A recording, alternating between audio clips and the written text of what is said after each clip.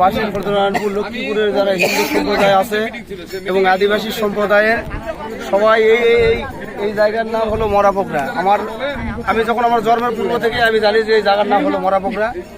এখানে হিন্দুদের মরাপুর তো আপনারা দেখতে পাচ্ছেন প্রায় 100 বছর থেকে, কিন্তু হঠাৎ করে আসে 100 বছর পরে আসে করছে যে আমার মালিকানাধীন অবস্থা, এই অবস্থা, আমরা হলো আর মাটি দিতে দিব না হিন্দুদের। মানে যারা গরিব শ্রেণীর লোক আছে তারা এখানে এসে মাটি দেয়, যারা মহাদেবপুর বা আদার্স দূরে নিয়ে যেতে পারে না তারা এখানে এসে তাদের দেহটা সমাধি করে। কিন্তু আজকে হঠাৎ করে আমাদের মুসলমান সম্প্রদায়ের এক লোক আসে বলতেছে যে আমার জমি আমি আর করতে দিব না। এই নিয়ে আর কি একটা লাশ দাপনের জন্য বাড়ি হয়েছিল। আমরা এসে বললাম যে লাশ দাপন হবে, তারপরে বসা হবে, আইনগত কি এর ফয়সালা আছে তারপরে ফয়সালা হবে।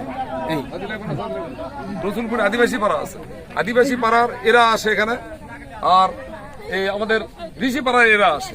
পালপাড়া কিন্তু খুব কম আসে, এগুলো কিন্তু সব এখন মধুপুর চলে যাচ্ছে। গণেশপুর টনেশপুর কিন্তু মধুপুর, রসুলপুর কিন্তু সব মধুপুর, কিছু কিছু চলে যাচ্ছে আর তেজপাইন। এখানে কিন্তু কম সংখ্যক লোক আসে, তারা গরিব মানুষ। আজকে 200 বছর থেকে তারা লাশ দাহ করে। এখানে লাশ দাহ করার জন্য যদি জমিটা যদি তাদেরই হয়ে থাকে, 200 বছর ধরে তারা কেন দখল দিত না? এখনো কেন দিচ্ছে?